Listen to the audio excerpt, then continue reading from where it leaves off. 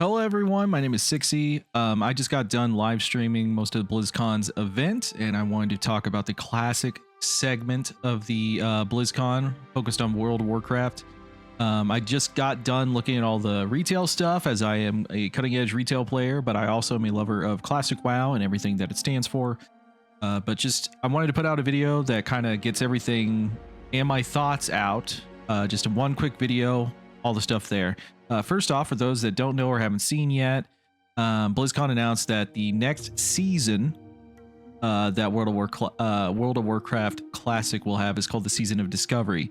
It releases November 30th, and there is no PTR testing. That is really important later as we talk about what the season is about. I think that is huge, and I think that is something that I wish retail would do, if possible, when it comes to rating. In retail, they have stopped showing the final boss in PTR testing.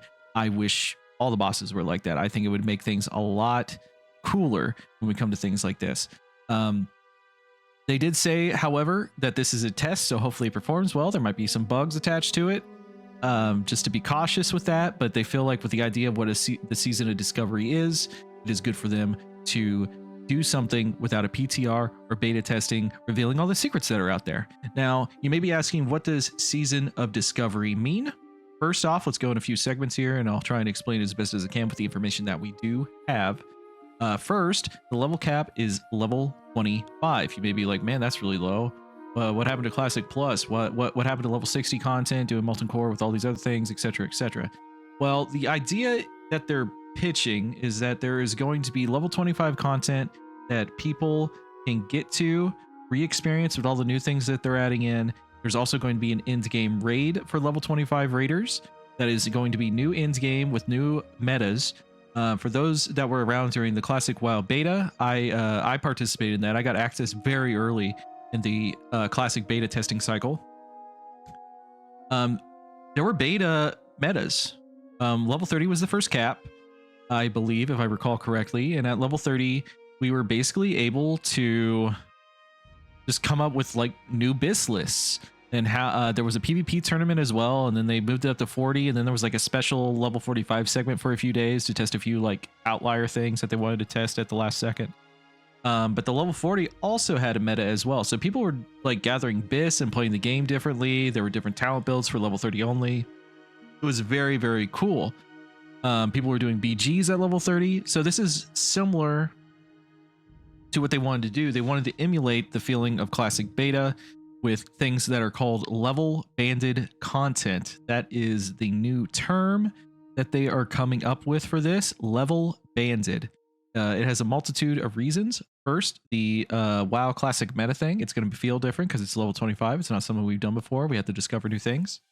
Also, people who want to jump in and just have fun, level 25 is easier to get to. And I think that was mainly the primary reasons that they wanted to go with this, but also it's unknown territory. They have an idea that they're going to progressively move out content as it goes, so level 25 is not the forever cap. For all we know, the next cap will be 35 or 40.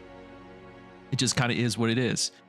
They also said as new portions of the game come out, there will be a catch-up mechanic similar to probably Joyous Journeys that you see in Wrath, that increases the experience speed through the lower level banded areas to get everybody up to the current area. I feel a little bit mixed about this because the leveling journey is one of the biggest things in Classic WoW, but because this is testing a lot of new ideas, I'm more open to it to see how it feels. Honestly, when it was first announced, I was like, well, this sounds kind of cool. It was way better than the Kata announcement. I don't even know if I'm going to play Kata. I played it when it was out, and only if I have some friends do it. I think that is going to be I think it might be okay, maybe. I don't know, but this is I was really wanting some sort of Classic Plus content announced, because I spend my time raiding in retail, and Classic to me is like a forever home type deal where you can just have fun doing whatever you want to do. You can raid if you want to, you can PvP, you can just level. The leveling content's great. You can do hardcore, you can do all these things. But we're going to go through every section. That was just a little bit of prior information so you understand what I'm going to talk about, and you have context for the conversation. Now, I do want to mention that hardcore players, there is something important here. Hardcore is coming in 2024. early 2024. So hardcore solo self-found. Hardcore's already out. Solo self-found, which is something I would want to participate in. I honestly wish Diablo 4 had solo self-found. When I usually play ARPGs, if I play hardcore, I love solo self-found. It's more enjoyable to me. Although I do like the way hardcore works now, this is a nice option to see. I'm curious how it's going to work out. But moving back into the Season of Discovery Classic Plus announcement, and I'll get into that, why I'm air quoting that later, because at the end of the panel they revealed a little bit of something there. It's starting with something.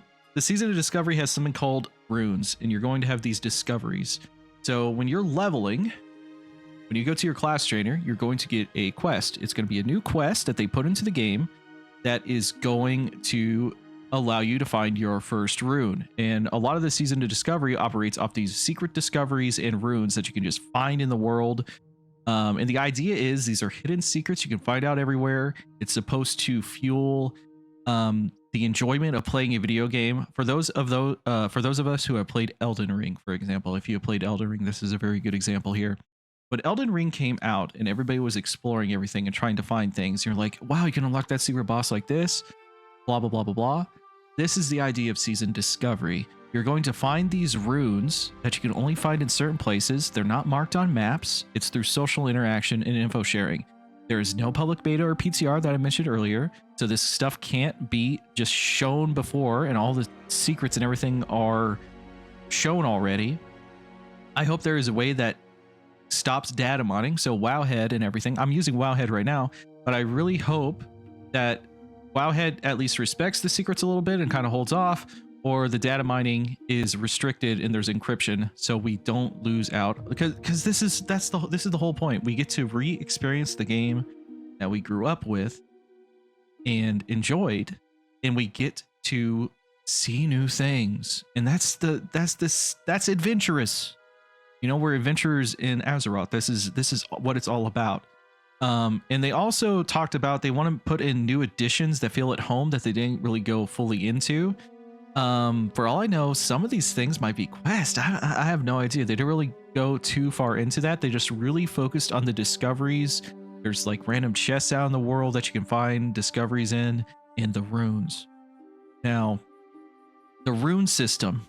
This is a preview from the public news page for the press that people get if they ever want to do anything on YouTube or what have you, the press releases.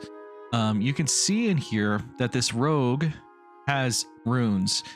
Deadly Brew, Just a Flesh Wound, Quick Draw, and some of this stuff looks a little retail-esque.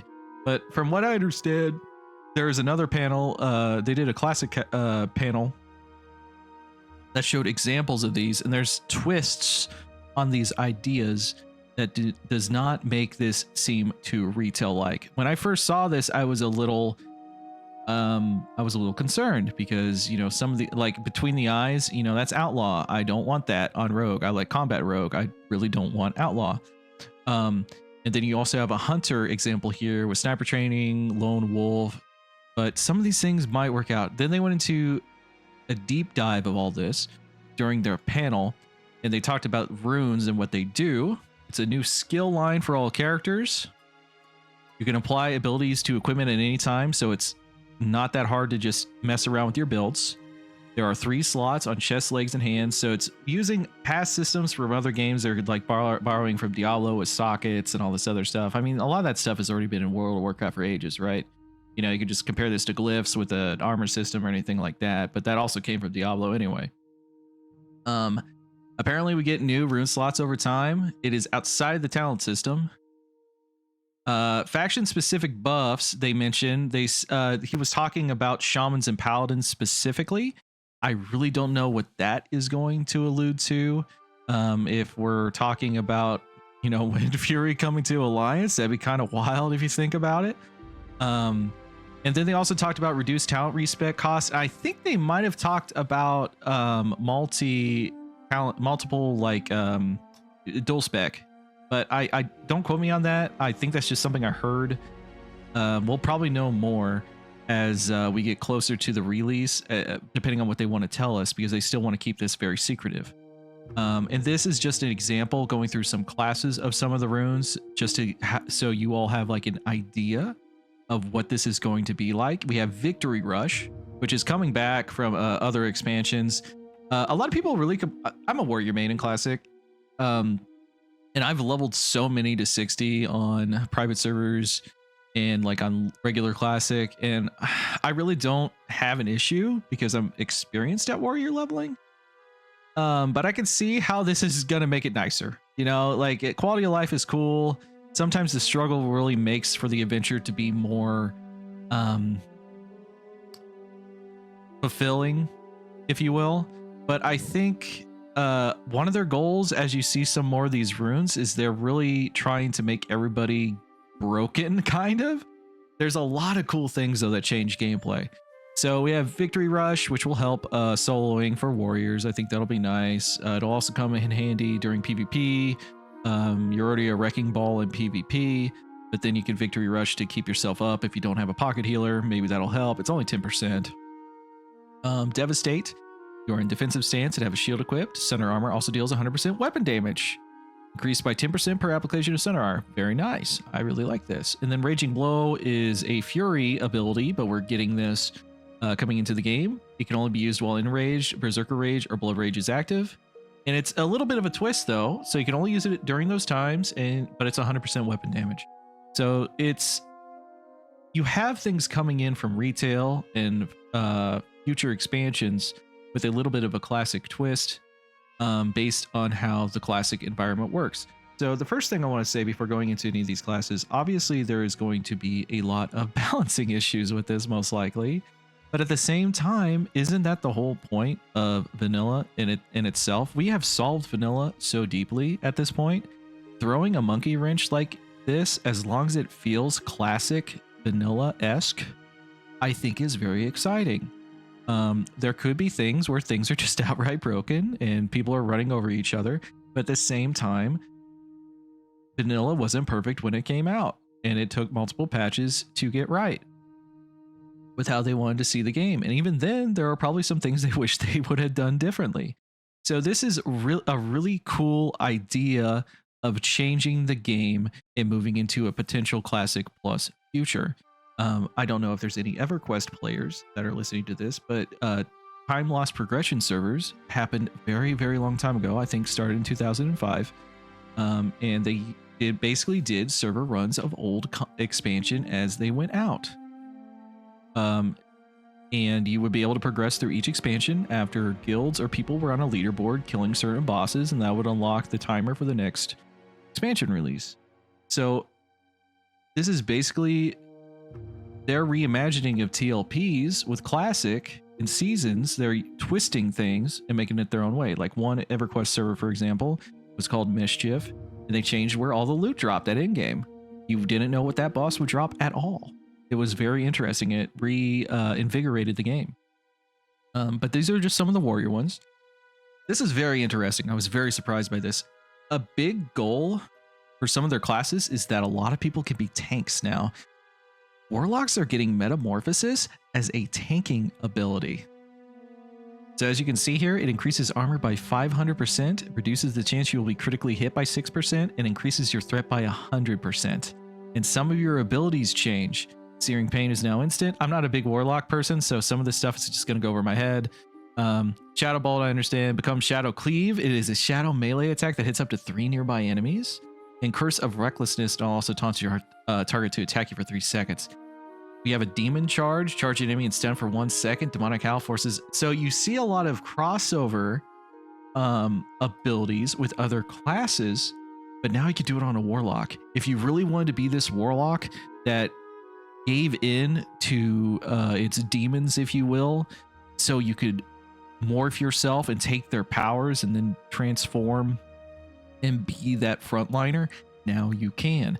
There's a lot of opportunity here for one, player choice, new ways to play the game. And if we get to the current end game, that is Molten Core and all the other raids, what if you have a Warlock main tank when we get there, when the level cap is 60? What if there's new stuff at 60?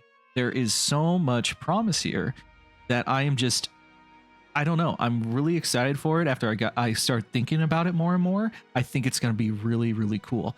You have Haunt. You unleash a Ghostly Soul on an enemy, dealing 100 to 127 damage, increasing all shallow damage done over time. You deal that target by 20%. And then you have Chaos Bolt, which Chaos Bolt is crazy.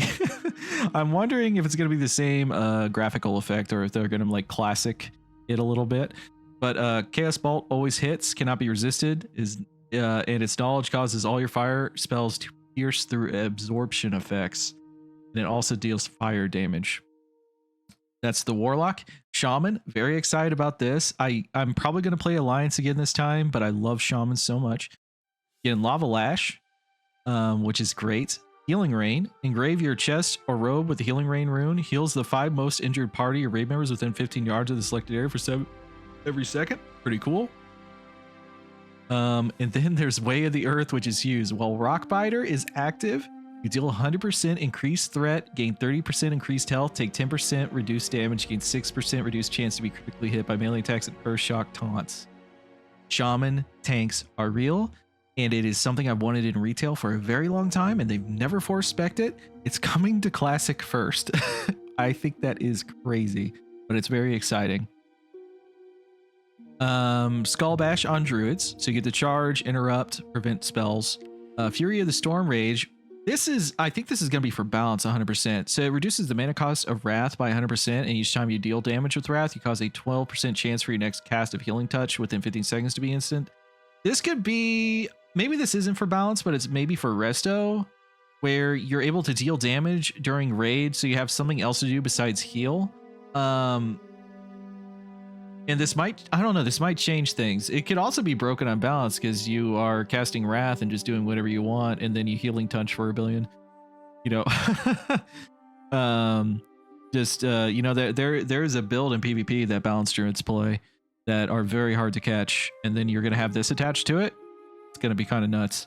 Wild Growth heals up all friendly party members within 15 yards of the target for 156 over 7 seconds. The amount heals applied quickly at first and slows down. So Wild Growth is coming to the game. So there are some things we see from like even Wrath to an extent that are coming into the game, and also some new stuff that are like a yoink and twist, if you will, such as the Metamorphosis ability. Rogues are getting Shadow Strike. And by the way, I just want to preface this. I should have mentioned this earlier. They said there are 100 runes, I believe, over 100 runes. This is just a sample. There are way more. This is just 3 that the class could have. We already saw in that first public press release screenshot that Rogue had a ton, but these are some they just wanted to show. Envenom, we get Envenom coming back. It increases frequency of applying instant poison as well. You have Shadow Strike, which is a teleport, also 150% weapon damage to the target. You get to be stealthed. You also get a combo point. And also just a flesh wound. You take 20% reduced physical damage while Blade Dance is active. Additionally, you have 6% reduced chance to be critically struck by melee attacks. Rogue tanks are a thing now too. I don't know. I really love the customization here. I really wonder how it's going to work out. Mages are getting Ice Lance, and at the first time I saw this, that me as a warrior is going to have a hell of a time ever trying to beat a mage again. We are going to get Shattered Outer Butthole. Living Flame. Grave your pants with the Living Flame room. Summons a Spellfire Flame that moves toward the target, leaving a trail of Spellfire. This trail deals 42 Spellfire damage every 20 seconds to nearby enemies. And then Healing Mages. Regeneration Rune. You heal the target for 485 health over 3 seconds, and it applies Temporal Beacon. But the beacon records the subject's space-time position. 100% of all arcane damage done by the caster will be converted to chronomantic. That's hard to say. Chronomantic healing and divided among the caster's current temporal beacon targets. So we're getting beacon mixed with mages, turning into a mage healer. There's just so much going on here and so much to discover. Like, I was thinking, like, what class do I want to play? Do I want to stay with warrior or explore one of the hybrids like druid or paladin with what they're getting? And I was like, man, I should probably do warrior because I know warrior so well, and then I can maybe come up with something and then explore something else. The benefit of the level 25, since I'm talking about that right now, the level 25 cap is that we are going to, you can have so many alts. Like 25 really doesn't take that long to get to, which is a blessing and a curse, because level 25, everybody reaches it, and then we're doing the content. Is there enough content there? But also there's so many things going on that the game's going to feel way different. Like alts are definitely on the table at this point. So you have Pre-Seer, Prayer of Mending, Penance, and Homunculi. I'm not really sure what Homunculi is. What is this? Break off splinters of your soul to animate 3 miniature copies of yourself that attempt to attack your current target with a mace, sword, and axe, reducing the attack speed, attack power, and armor respectively of any target they hit. That's very interesting to me. Penance and Prayer of Mending we've seen before. Crusader Strike is coming to Rets. Rets are coming back, dude. Rets are going to be huge. Instant Strike that causes 75% weapon damage and regenerates 2% of your maximum mana. Ret is no longer a meme. Seal of Martyrdom fills you with the Holy Spirit for 30 seconds, causing each of your melee attacks to deal 30% weapon damage to up to 3 nearby targets, but you lose health equal to 2% of the damage inflicted. And then we also Hand of Reckoning, so Prot Paladins are going to be able to tank. They have a taunt, everyone. Prot Paladins can taunt. We have Hunters, Explosive Shot, Lone Wolf, Beast Mastery. Lone Wolf is interesting here. They mentioned during the deep dive, you deal 25% increased damage with all attacks while you do not have an active pet. They were really pushing for a melee hunter off of this, so I'm wondering if melee hunter is no longer a meme. And that's basically the runes and what they are looking to do. Like I said, there's 3 slots, chest, legs, hands. They're all marked, but they seem to be doing a ton of things. And this is really where all the discovery content comes from. There's so many runes to discover and find out where they come from that everyone is going to be talking with each other, trying to come up with builds, what to run. Maybe there's one that's so hard to find, it takes forever for somebody to find. Maybe it's placed in a specific way. Kind of similar to the Druid. If anybody's played a Druid, when you get your Sea Lion form, trying to find the Sea Lion markers off of riddles. You know, trying to do that in original vanilla, like without Thoughtbot or something. Like, where is it? I don't know. But yeah, I'm really excited about this. I may have missed saying this, but class trainers will tell you where to get your first rune. I'm pretty sure I did, but I'm just saying that. So if you're worried about how you start this rune journey, your class trainers will tell you. And all of this will encompass open world EVP objectives that they were talking about. They really didn't reveal a lot about that as far as I remember from the presentation. So there will be more to do with that. But I heard there is going to be world buffs at level 25 that are new, and it's probably associated with the raid. And since we're talking about the raid, the first bit of end game with its own raid and loot is going to be Black Fathom Deeps. It is a new leveling raid as you level up in this level banded content. It is level 25, 10 player raid. So instead of 40 people, you have 10. So for those who really liked 40-man raids, this is going to feel way different. But 10 is easier for everybody to get together. It is also a 3-day lockout. The bosses are Baron Aquinas, Gamura, Lady Saraves, Galhast, Lorgus Jet, Twilight Lord Calrus, and Akumai. And then I mentioned this new world buff. We don't know what it is, but it's probably something similar to the Black Fathom Deep buff that is already in. And the fun thing is about the items, there is raid item loot that is coming that do different things. So we have this meta at level 25. Just imagine the classic content that could come from this that content creators are doing. We just had the hardcore Makara OTK tournament, which I loved watching. Now we have this situation where we could have a level 25 tournament with this new meta, all these new runes, trying to solve the game and figuring out how to do things. And then you have this new raid tier of things. You have the Fathom Blade. Chance on hit to blast all enemies in front of you with pressurized water. Improve your chance to hit by 1%. So we're getting hit chance early. You have Shadow Resistance and an attack power trinket at level 25 with a unique Void Pearl. So we have these Void Pearls that are going in your trinket slot that do different things. You can only equip one. There's a limit. And then a clam weave tunic, which is a reference to the clam weaving that was going on. But yeah, like 130 armor, 4 agility, 12 stamina, 6 intellect. So it's going to be a very different time. And then they ended this with a sneak peek slide that they had, that they were like, oh, I didn't mean to show that, and then they winked at us. The next potential raids are going to be Nomer, Scarlet Monastery, and Karazhan, which is crazy. They mentioned during this entire segment that potentially Classic Plus stuff, the unfinished content that they did back in the day, could return when we go through all this level banded content. That stuff may appear again. And they really stopped from saying Classic Plus fully, but the way I see this is a Classic Plus beta environment type thing. All of this is going to be testing for the future of what Classic Plus could be. What are the things that work out? What are the things that don't work out? Season of Mastery, the first one, is basically practice to figure out for this. We have honor changes already done. We have what worked from Season of Mastery, what didn't work with raid tuning, and now we have this with runes, discovery, experiencing new things, and also the potential of having unfinished and similar content being released as we get to those levels in the future. I just want to say I'm very excited for this. I was hoping for a Classic Plus more than like even the retail information, even though I still play retail. And if it was just going to be Cata Classic announced, I was going to be very disappointed, to be honest, concerning Classic content. But I think this is going to be very interesting. And in my opinion, WoW is back at this point. There's a lot of potential here.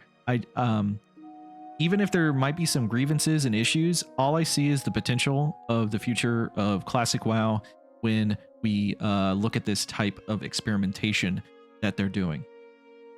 I think that's it. I've kind of looked over everything. If I missed anything, I apologize. I might try and release something else after that. If you enjoyed the video, please check out my other stuff. I stream on Twitch. I play MMOs, Cutting Edge Raider, do a lot of things. I just love video games. I do variety content, horror. I also play FF14 for those that also dabble with both games. I know there's a lot of tribalism in between MMOs, but my goal is to end that. We play games because we like them. There's usually some sort of merit in everything that you do, even though sometimes you have to dig for it. You know, retail the last few years has not been very promising, but I like Dragonflight for what it is, and I have a really good guild that I like playing with, for example. But yeah, twitch.tv, link down below, BigHeroSixy, Twitter, all those links are going to be down below. Let me know what you think was the best part of the BlizzCon announcements. Let's talk about it. November 30th, going to be a really big day. I'm feeling it. I'm just looking forward to it. I think it's going to be great. All right. Everyone have a good day. Thank you for watching, and thank you so much. Hopefully you didn't forget anything. Just a quick little update of something I wanted to mention that I'm adding to the end of the video because I forgot about this. And to talk about this, I did mention a little bit of this earlier. When we were talking about Classic, EverQuest, and all these other things wrapped all together to become Season of Discovery, I really wanted to mention that the way EverQuest expansions worked was you had new leveling content attached to the expansion. So it wasn't just end game raids. You would also get new zones that were like at level 30, level 20, and new dungeons and things like that on the continents. Like, for example, the very first expansion in EverQuest was called Kunark, and you had a new race of lizard people that could start from level 1 and go all the way to max on Kunark, which was a new continent that was found. The ruins of Kunark. I think Classic, if we go forward with a Classic Plus type system, it would be really cool if we emulated some of EverQuest's ideas with how they looked at expansions, and honestly some of the level banding ideas that the new Classic Season of Discovery is doing that could lead us to a future of a finalized Classic Plus of some sort, I think is the way to go. I would really love new zones to do quests in at different levels, not just max or like obviously I maybe not even move the level cap for that matter, but just have like level 30, new level 30 quests, new level 40 quests, new level 50 quests, maybe new not starter zones, but maybe like new zones you could go to after the starter zone, like comparable to Westfall and Darkshore, maybe new options there. Especially for Horde who are stuck in the Barrens, even though some people like the Barrens, which is completely fine.